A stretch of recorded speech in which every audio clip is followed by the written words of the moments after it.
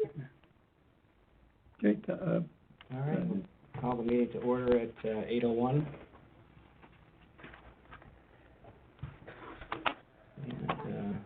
we'll just go right into renewables. All right, we'll go into the renewable properties presentation then.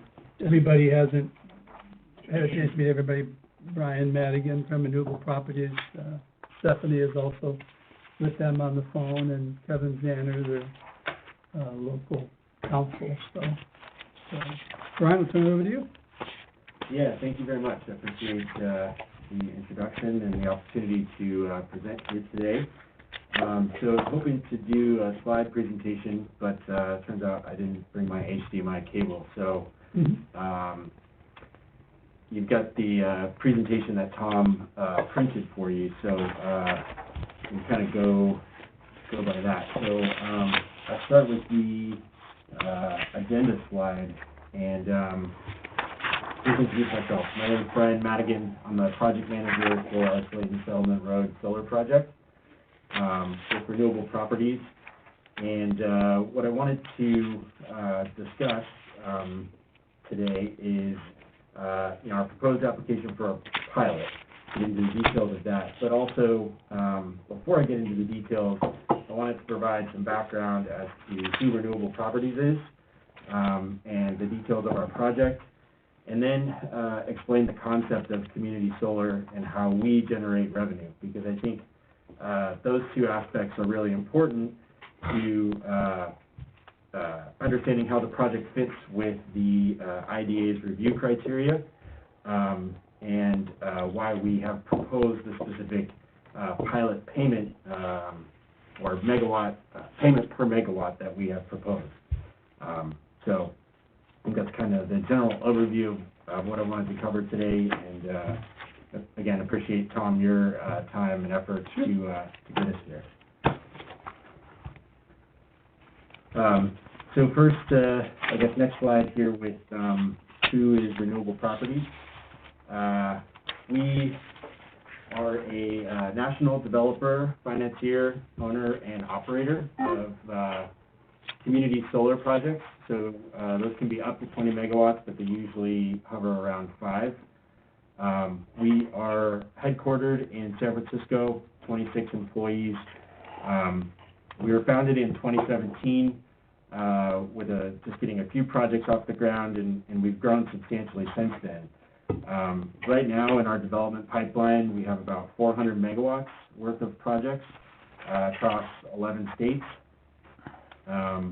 We have 14 projects currently under construction in 5 different states, 2 of which are here in New York, one of which is just south in Erie County in the town of Marilla. And then in operation, we have 12 projects in 5 different states. Those total up to about 35 megawatts. And so, I hope from a kind of core values perspective, maybe what separates Renewable Properties from some other developers is our commitment to working collaboratively with communities and our landowners and our utilities, making sure that we listen and understand what the concerns are and respond accordingly. So next slide. I want to introduce the Slayton Solar Project, because I'm guessing maybe some of you are familiar but not intimately familiar with some of the details. So at a kind of a high level here, the project is slated for 46 acres of what is a total 131-acre holding. We have a long-term lease agreement with our landowner. It's for 35 years. We went through a lengthy review process last summer and eventually obtained our special use permit on August 17th. And I think something to highlight here, which is relevant to again the IDA's criteria, is the investment this project represents for hardening the local grid or improving the local grid infrastructure. The project will result in $1.5 million of upgrades to the local distribution system.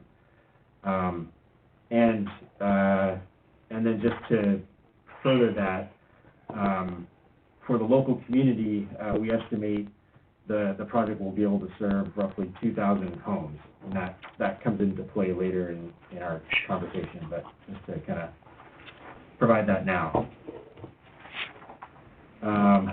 So the next slide here is our site plan, and some of the aspects that I wanted to kind of highlight here are the staggered row of vegetative screening, which was one of the key conversations, I think, during our special use permit review. Obviously folks are concerned, what visual impact will this have? And, from day one, we expect a staggered row of 8-foot-tall red cedars to be installed along the portions that abut Slayton Settlement Road and Day Road. So we believe that should provide adequate screening from the get-go. And then just kind of calling your attention to the wetland area or stream area that bisects the property. It's also a floodplain, and so we have through our design avoided any impacts to the floodplain. We're not affecting any wetland areas, and we're not affecting any significant habitat or cultural resource culturally sensitive resource areas. Next slide. So the other concern that was that was raised during our review process was the nature of the use currently for agriculture and the hesitation, I guess, that might be a polite word, but the transition from that use to solar energy. And so we developed a agricultural integration and grazing management plan to maintain the agricultural production value of the property. And so we have committed to grazing sheep for our vegetation maintenance. That provides local benefits to local economic benefits or opportunities for a flock manager. It keeps the production value for lamb meat, for wool and other products, and so it was no longer a binary choice. We didn't have to say, look, you're completely changing the nature of this use from an agricultural operation to an energy generating operation. We were able to show that the two can coexist in some form, and so wanted to point that out. The other thing that was a hot topic during our review process was the decommissioning plan and the adequacy, I guess, of that. We prepared a plan that is consistent with the town's zoning regulations and the Department of Ag and Markets. So that plan basically is prepared by an independent engineer, and the estimate is prepared to remove and restore the facility such that there is an amount of money set aside that exists irrespective of renewable properties. It's endorsed by surety, and so should renewable properties not exist in the future or some other situation, the town could call upon that surety to reimburse the funds, and there would be adequate money set aside based on the estimate that an engineer calculated to remove and restore the site. Does that make sense? Mm-hmm. Does anybody have any questions on that? What is adequate money? I'd have to double check. To the tune of a couple $100,000, escalating on a 2% basis through the useful life of the project, which is 35 years. What is the medium or the form of the surety? Is it a bond? Is it? Yeah. Okay. And then we've committed, in addition to which the agricultural management plan, we've committed to reseeding the site with a pollinator-friendly seed mix, so that has a higher nutritional value for the sheep, provides valuable pollinator habitat, and set aside an area of the site plan to be dedicated for keeping bees.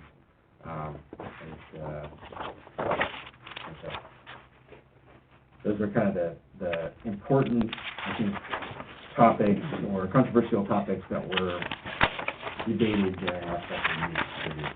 Who takes care of the sheep or the bees, the local farmer that you're leasing from? No. So it would be a separate contract with a flock manager.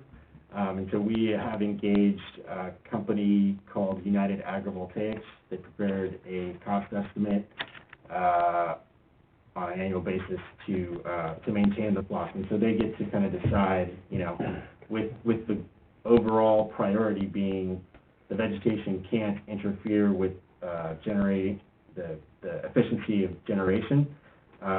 They get to plan, when's the best time for the sheep to be out there? How do they kind of move the sheep within the site to maximize the calorie intake, but also that overarching goal of making sure it doesn't get too tall to obscure the generating capacity of the project. What entity reviews and issues the special use permit? That was the planning board for the town of Lockport. Thank you.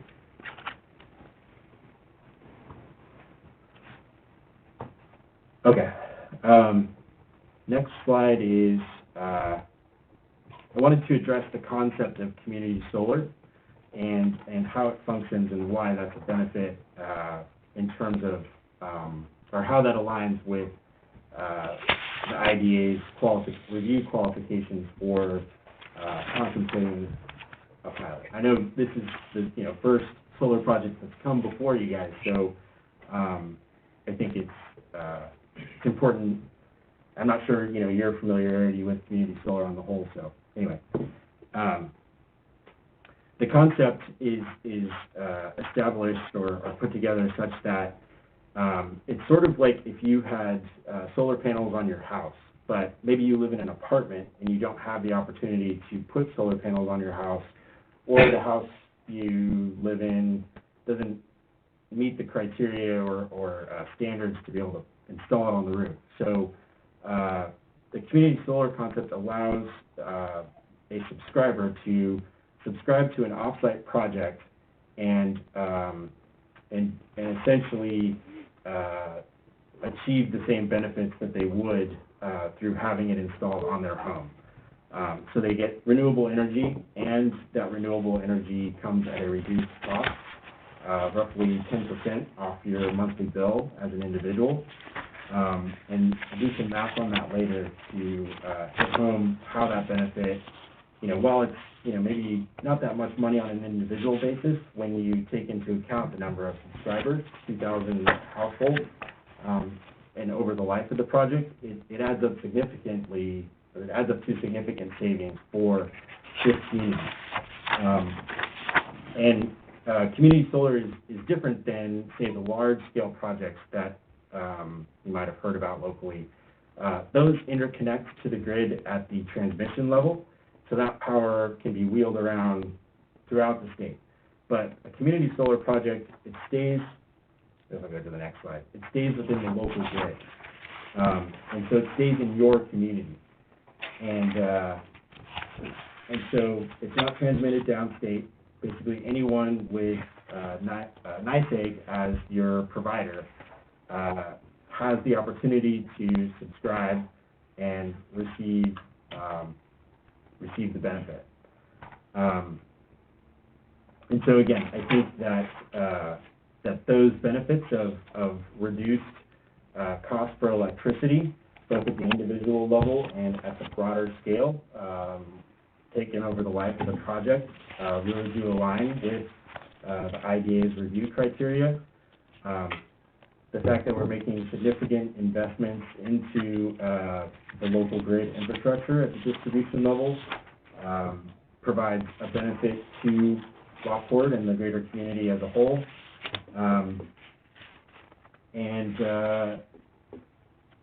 it just, it makes sense, I think, and that's reflected in the adoption of legislation last year, which expressly authorizes IDAs to enter into pilot agreements with renewable energy projects.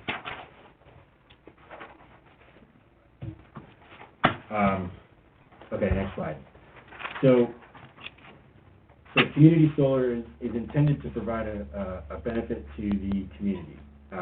And the revenue, or the model in which Renewable Properties makes or generates revenue from a project like this is based on the Public Service Commission's what they call VDER, stands for the Value of Distributed Energy Resources. And I want to remind myself what all those attributes are. So the Public Service Commission adopted this model, the VDER model, a couple years ago, which basically compensates projects based on when and where they provide electricity to the grid, and so it's your geographic location and the time you generate energy is important, and there are various modifiers that influence the value of an electron based on that VDER model. So those components include the energy value, the capacity value, the environmental value, the demand reduction value, and the locational system relief value. So all of those components factor into the price per megawatt, or the price per watt that we are getting from the energy we generate. So that revenue generating model is public data. It's available on NYSERDA's website. You can go there and kind of toggle some of the values. I was going to bring it up here with the hot link there, but since we can't do that, I guess I would encourage, if you have questions about how solar projects actually make money, to check that out. What is the website? NYSERDA.com? Or? Yeah, NYSERDA, and then if you just Google NYSERDA and VDER, that you get to it. What's the subscription fee that's mentioned? Sorry, subscription fee? Off-takers pay a subscription fee to the DER developer. So off-takers pay a subscription fee to the DER developer. I mean, so that essentially is I would say the off-taker is the utility, and the model is that's kind of the component of the transaction where you receive as the customer the credit on your bill. But not every customer gets it. So I'm assuming the subscription fee is the customer has to pay a subscription fee to you. No. To be part of the program. No, there is no subscription fee. I think, so I don't know why it is worded that way, but there is no subscription fee or cost to sign up for community solar. To subscribe to a community solar project you don't have to pay. It's just a paper transaction. Okay. Jeff, do you have any thoughts on what that wording might? No, I'm just looking it up, actually. Yeah, so we can come back to that, but there certainly should not be a fee. Say you called up tomorrow and said, I'd like to subscribe to whatever project in Wyoming County. They wouldn't say, oh, well, to do that, you need to give me $50. It doesn't cost you anything. Okay? Okay. And so the revenue aspect of our project, I think, is important because the recommendation from NYSERDA is that pilot be based on, or that the value of the pilot be based on 1 to 3% of a project's revenue. And so what we have proposed with our $3,500 per megawatt pilot payment calculates out to about 2.7% of our revenue over time. And that metric or that framework allows us to be able to offer Lockport, the town, the host community agreement. So I say this because I wanted to instill some confidence from the board that what we are suggesting in our pilot offer is based on our revenue numbers, and give you confidence that this number makes sense and it's based on something that you can calculate roughly going into Vita yourselves. So, next slide. Variables I think that are helpful for the town to consider as part of, or for the IDA board, and our offer here, is that the town doesn't levy a local tax, so the host community agreement I think is important, or I would suspect it's important. The 3,500 per megawatt is a significant increase in over current tax receipts. It's an increase of more than 800% in the current tax levy against the project. So fiscal year 2020 was $3,000 with the project, and in the terms of our pilot, it goes up to $24,000. And in addition to that, there's the IDA financing fee of $150,000 just to enter into the agreement. Additionally, special district taxes, which are not subject to pilot agreements, will increase, and so I guess that's the opportunity for Lockport to increase its specific share of the overall tax generating revenue from the project.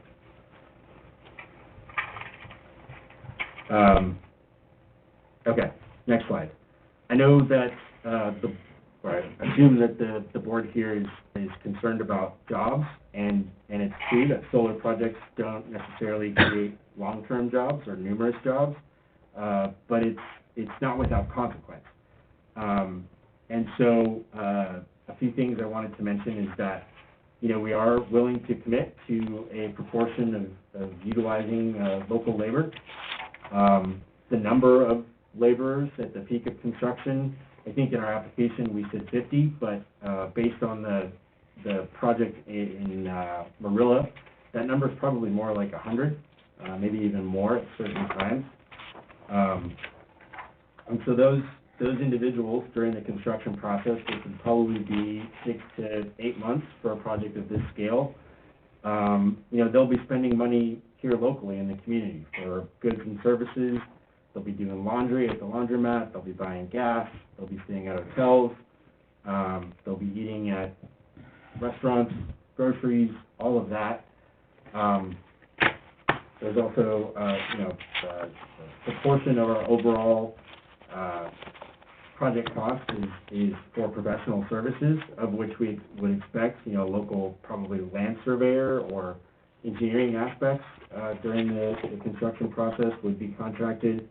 And then goods and service, or goods associated or equipment associated with the physical project itself, such as the vegetative screening, could be bought from a local nursery, the fencing and other hardware.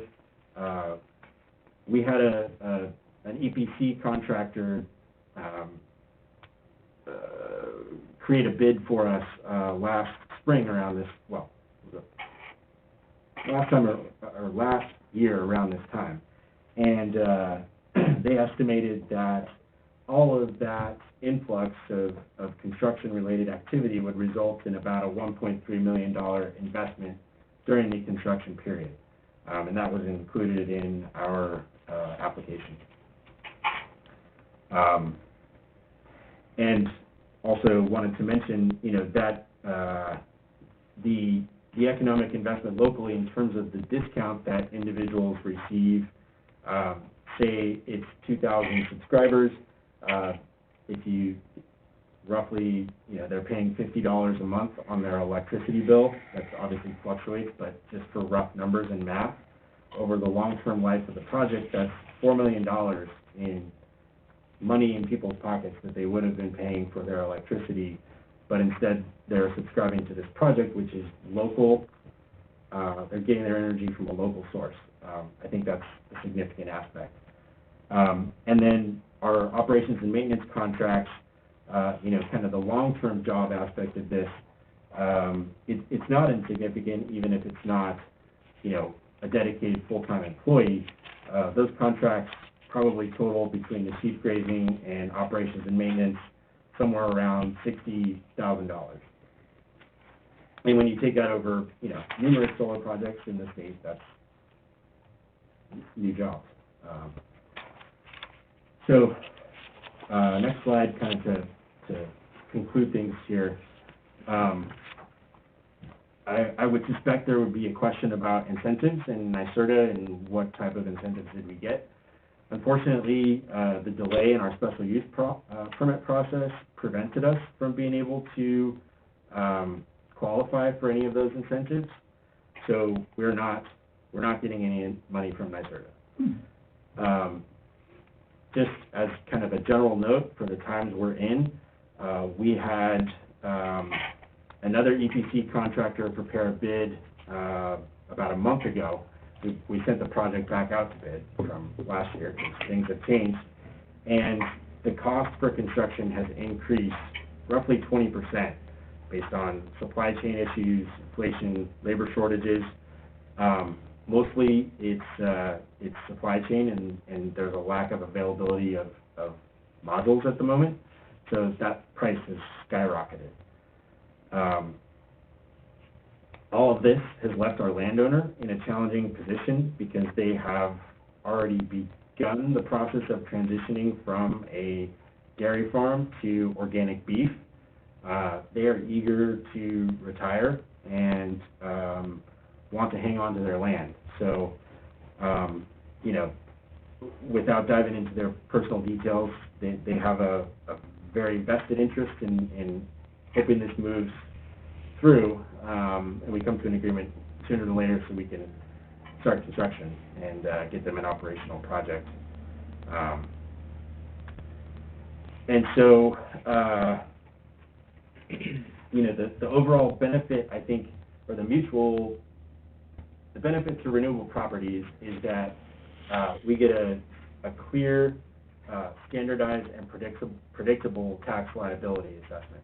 The state has adopted a standard taxation model, but it's still sort of in flux. And so for where we are right now in our process, the pilot makes the most sense for us because it gives our investors the most surety that this isn't going to change. And it's predictable, which reduces the cost of capital for our investors, but it also results in all the benefits that I mentioned, to the town through this process. And so, most of all, I think the host community agreement, given that Lockport doesn't levy a local tax, is really, a strong incentive. And I guess with that, I'm happy to answer questions. Appreciate your time, and thank you. I think it was comprehensive. I sat through a lot of the planning board things, and I think one of the pieces that's new to me that I'd like you to expand upon just a little bit is that beyond the project cost in terms of solar panels and modules, you've referenced a couple times some additional investments in the local distribution grid. What does that entail? So it entails some reconductoring on the existing distribution lines, replacing the transformers, reclosers, some of the more technical aspects that just enable the grid to, or the distribution grid to function effectively. So it's maybe replacements that NYSEG might have on their long-term Sure. O&M capital improvement plan, but we have to do that in order to accommodate the additional generation that we're putting onto the grid. Is that at the Kowalski's parcel, their farm, are you talking about, or elsewhere within the grid in the community? Most of those improvements are along Slayton and Day Road. The portion that needs to be reconductored, I believe, extends past the Kowalski's farm along Slayton Settlement Road. Steph, am I getting that right? Could you say that again? I beg your pardon? The reconductoring for, we need to do a little bit of reconductoring, right? Like, Yes, the long slate, yes, you're correct. I beg your pardon. yeah, and I just can't remember the length of that off the top of my head, but it extends beyond the Kowalski's property. For the Marilla project, was that project directly with the town there, or with an IDA? How is that project similar to this one?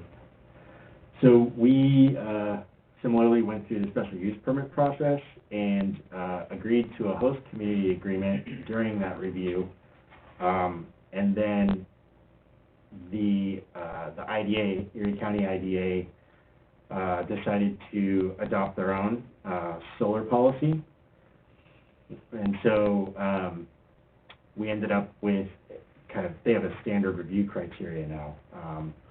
And so we ended up going with those terms along with the host community agreement that went to the town. Okay. Does that answer your question? I think so, yeah. Is there a contact person there, like if Tom needed to Sure. reach out for a Speak question? with John Capolino, sure. Yeah, Yeah. John Capolino. Okay.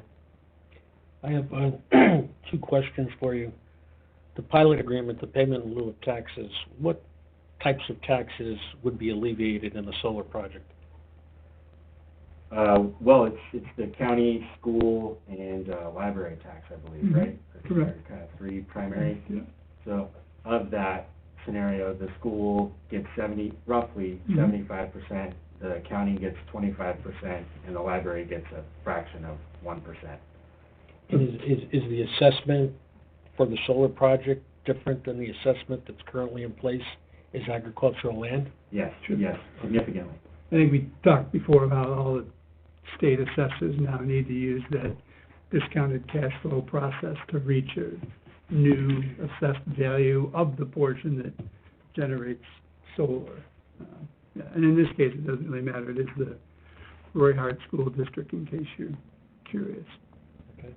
And just a question on renewable energies.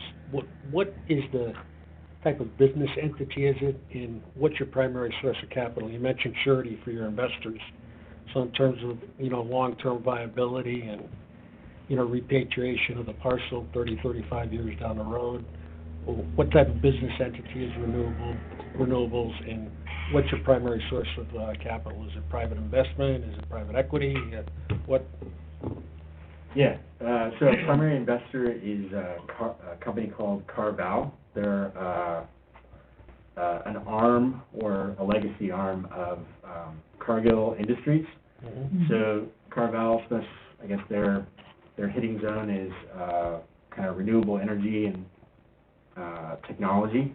And so in September last year, or August, we raised about $30 million in capital investment through Carval.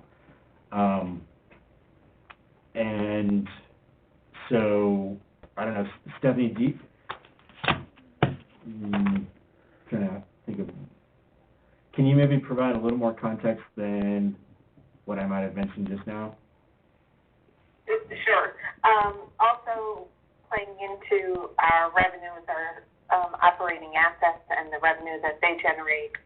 We generally do not sell projects. We generally own and operate, so that is how revenue is also generated for us. All of our projects do go through a project finance process where we have a construction loan and we have that gets converted to a perm loan. All those investors have step-in rights to the project, so they go up to a larger banking facility, and that should also provide some surety or clarity that once you have bank's money in the deal, the project is going to generally stay, because they are not going to upset their interest, if you will, financially, because there could be something some financial trouble at the entity level. Just Is that helpful? yes, a follow-up question on Carvel then is, I'm just trying to understand the financial resources to support the project. Is Carvel similar to the old limited partnership situations of the 80s and 90s? Well, there's a specific, or a special project entity that, RPNY Solar 3, which is basically a sub-entity of Renewable Properties. Okay. But it's its own LLC. And so that limits the risk of, say, any of our other operating assets. They're all in individual LLCs as well. That limits the risk, say, one of those projects malfunctions or something goes wrong, that liability then doesn't roll, directly up to Renewable Properties as a corporate entity. So it mitigates kind of the risk from that perspective. And so this project is RPNY Solar 3. But we are accountable, sorry. I beg your pardon. And further to that point, the other reason that we have special project entity structure is when we do go to financing, that's how the finance parties, the investors and the lenders have step-in rights.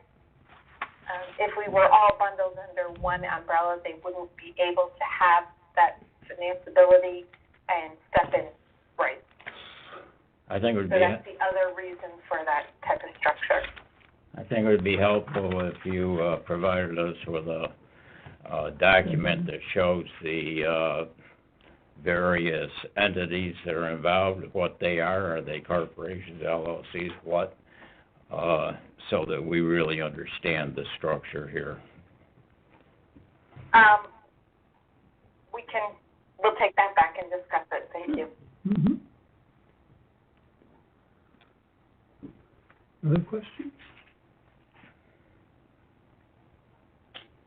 You didn't, I know it's in your application, but you didn't discuss today what types of incentives you're asking for in terms of tax incentives. So the mortgage recording tax and the Sales tax. sales tax.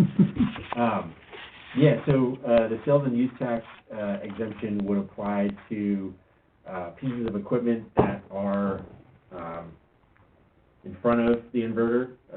So all aspects of the project behind the inverter are exempt from state sales and use tax per state tax regulations. So it's really just the big ticket items that we would be seeking sales and use tax exemption are the transformer and the recloser, with the transformer being the most expensive part of that. And that's why the sales and use tax request is So low. Mm-hmm. And then the mortgage recording tax exemption helps offset the entire deal context of going through the pilot process.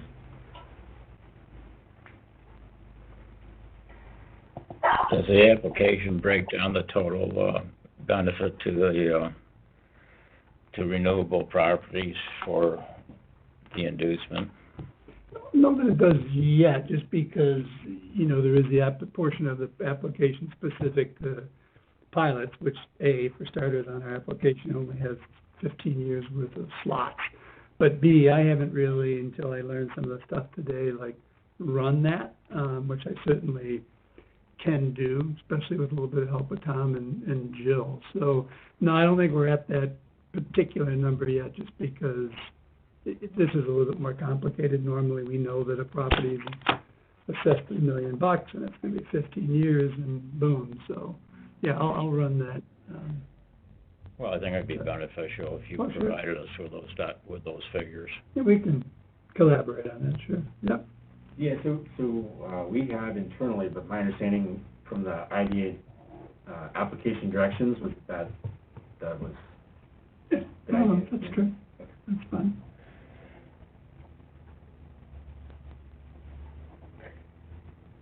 Has Hi, Brian. It's Darlene on the phone. I just have one clarification, if you could. So you spoke about the 100 workers that would be here for approximately 8 months. Is that for the construction of the panels and such, and then they would go away, and then there would be somebody on site? How often to, like, check maintenance and trees and different things on the site?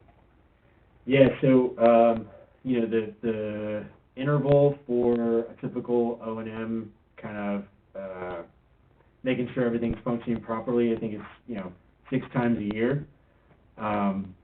But we also have a specific condition in our special use permit that requires us to, on an annual basis, replace any trees that are dead or dying within 1 year. I think it's 1 year of observation of that situation. So it'd be kind of about six visits for regular O&M, and then another annual visit for the veg aspect, and then however often the flock manager wants to be out there managing for the sheep. Okay, thank you. Well, is there any reason to think that the flock manager and the maintenance company is gonna involve local employment? Absolutely, yeah. I mean, United Agrivoltaics is based in Ithaca. However, he's stated that it would be his preference to work with someone locally to kind of show them the ropes on how to best manage sheep within a solar farm, because he's already done that. But it would be his preference to have someone here locally provide that resource. And so, we had talked about that. We had talked vaguely with the Kowalskis, would they be interested? They're more looking to retire, but could be open to it. And in which case, that's revenue for whoever the actual flock manager ends up being. Did you know for the, So that's a maybe? I don't, Well, it's up to the company, not you, that you contract with. we have not executed a contract with you, United Agrivoltaics, but the preference, yeah, correct, right now is to work with someone locally because he's in Ithaca. But understand that we haven't executed an O&M contract. We haven't executed a construction EPC contract because there's so much risk right now in the stage that we're at. So we're not engaging in signing contracts and making those commitments until we have clarity from this perspective.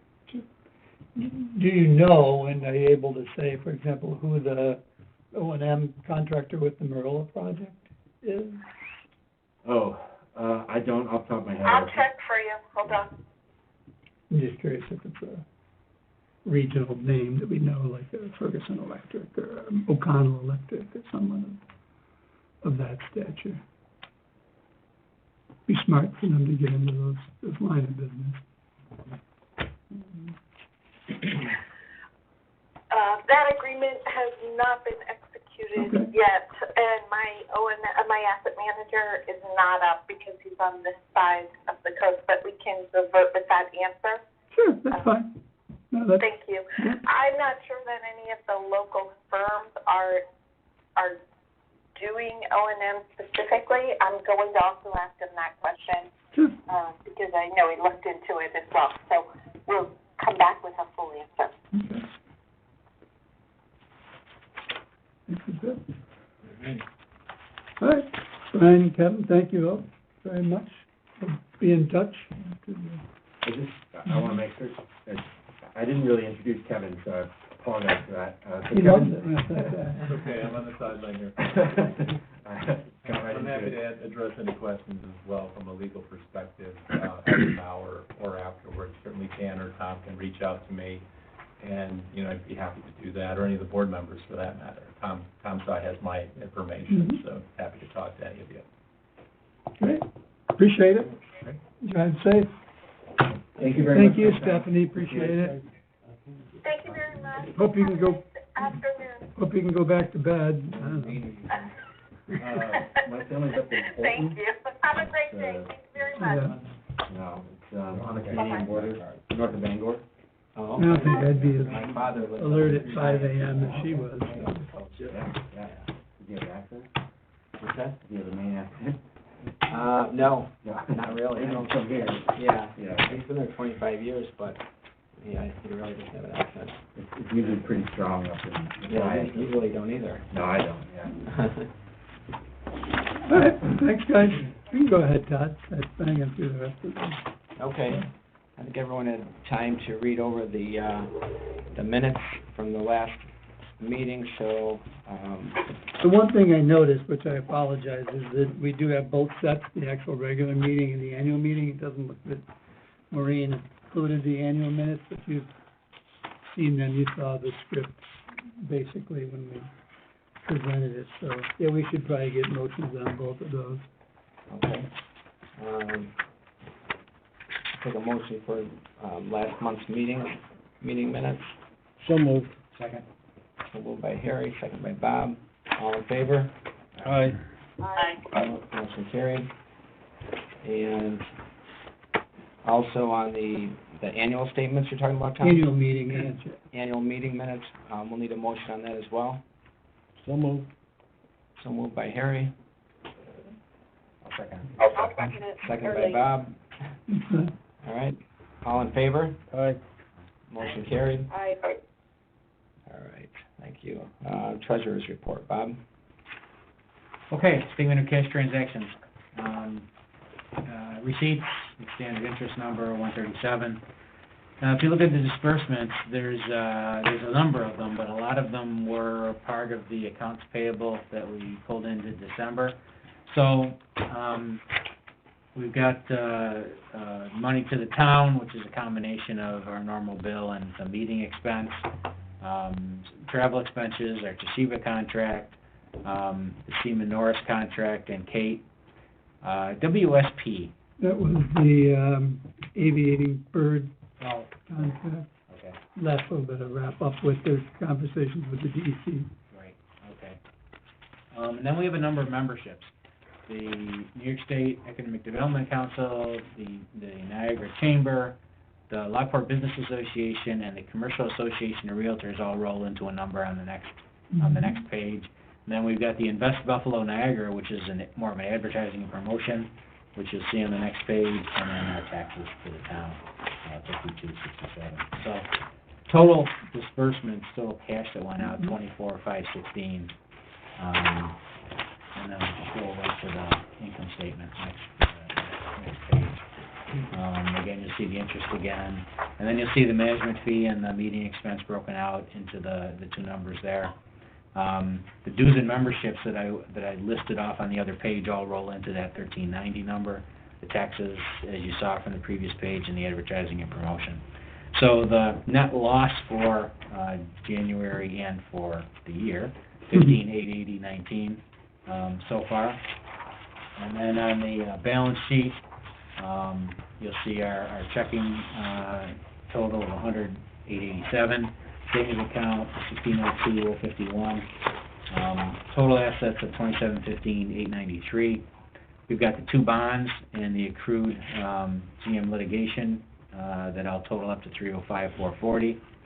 And then you'll see the check number again at the bottom for total liabilities, investments, and fixed assets of 2715,893. And that's it. Oh. Sorry to interrupt. We had some large-scale maps Okay. plotted. I Great, forgot- perfect. Forgot to bring Right there. them. Figured, That'd be great. yeah, might like to. Absolutely. Thank you. For sure, thanks, Brian. Thank you. Yeah, thank you. Did you make a motion? I'm sorry, I don't remember. Okay. No, treasurer. I'll second that, Bob? Yes. All right, so we need a motion for the treasurer's report. So moved by Darlene, I'll second it. second by Harry. All in favor? Aye. Aye. Aye. All right, monthly bills. Okay, 4 checks for the month, February, to the town for travel, the Toshiba contract, and, Lumpton McCormick, first audit billing of $4,200. So total February checks of $80,2685. Okay, we have a motion by I'd like to make a motion to pay those. Bob to present these for payments, Second, second by Harry. All in favor? aye.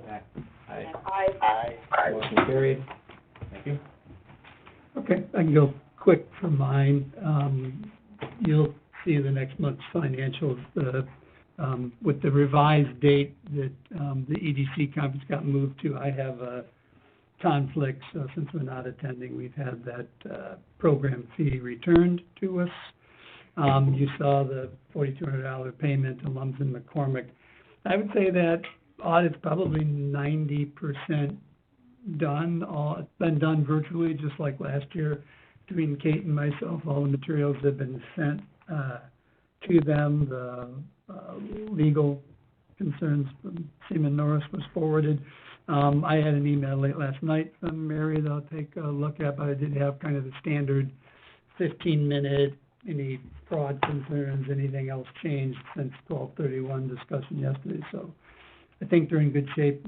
More importantly, for our March 10th meeting, I'm going to want to have the audit committee come in at 7:30 and have Mary do an in-person presentation of the audit, and then have the board approve it following that, because as you know, there's 4 or 5 key sections of that need to make it into Paris by the end of the month. But yeah, going fine, and you know, I think everything that we'd expected to have questions on were pretty straightforward. Paris report, I think we're pretty much done with everything we can get done to this point. I still need to wait for the 2 projects that have sales tax exemptions to forward us that information, obviously most notable, Yahoo. And then, I think what else is out there? Obviously, the elements to the audit that need to go in and fill out some of those schedules. So I would say what can be done is done and kind of filed, if you will. Certainly after our meeting in March, we'll finish that up, but no concerns to date. I have, for you, those of you that are present, your annual financial disclosure, which we created clean ones last year. I'll have the 3 of you that are here today review yours. If nothing's changed, sign and date those, and I can have Maureen scan the other ones out to you guys, but I just want to make sure we stay kosher with those annual financial disclosure forms. I sent you a picture yesterday, and I think we probably talked about it before, but just so you are aware, the BCKH, former Schwann, kind of frozen foods building is for sale in the park. I never created much of a relationship with those individuals. I've certainly spoken with them, but in terms of the ability to reach out and determine why they're selling that facility, I'm not aware. I am aware that 2 entities have made offers on the building. Neither one of those accepted, and the sort of back and forth vis-a-vis counteroffers has not resulted in the sale. Neither of the entities I'm aware of are in the frozen foods kind of arena. They're looking at kind of a adaptive reuse of that facility. And then I think you're both aware of, but did have a conversation with Moline Magnetics yesterday about their leasing of the former J&R Door facility to JR Products. And we've been working with JR Products a bit on their recruitment of the 10 or so employees that they're going to have in that facility, and did some work on that this week, so we'll see how that goes. And then lastly, and I know Ben's interested in this, we've mentioned before that we were helpful in having Niagara County get a portion of the economic gardening fund, similar to what Invest Buffalo had for their initial Erie County projects. The economic development officers in Niagara County, which in this case include Niagara County, City of Lockport, Town of Lockport, and North Tonawanda, and City of Niagara Falls, they've created kind of an advisory committee, and significant press as well as email distribution of those applications for companies went out this week.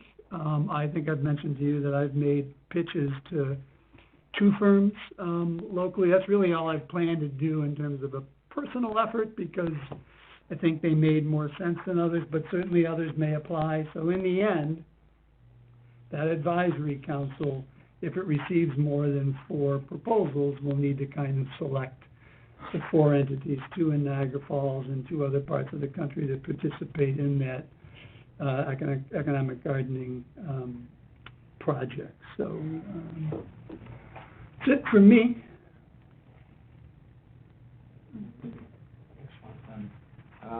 Attorneys, anything? I have a couple matters for executive session Okay. relating, yes, Okay.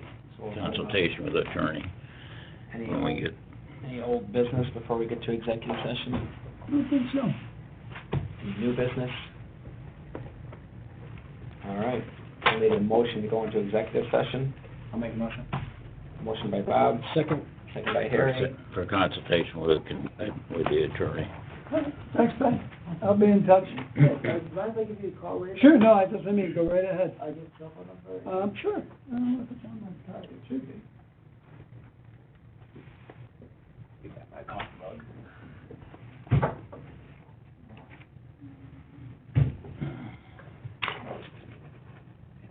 Yep, 628.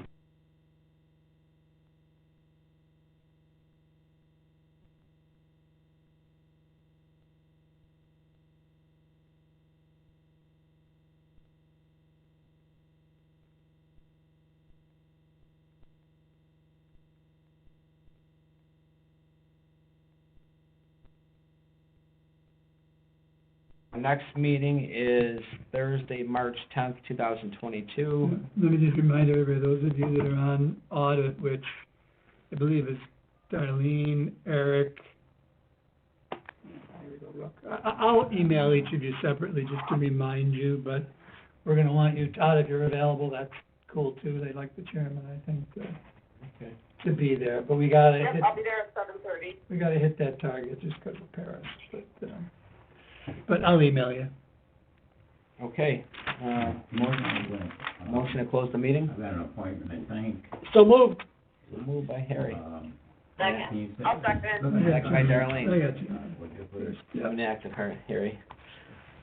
All right, thanks.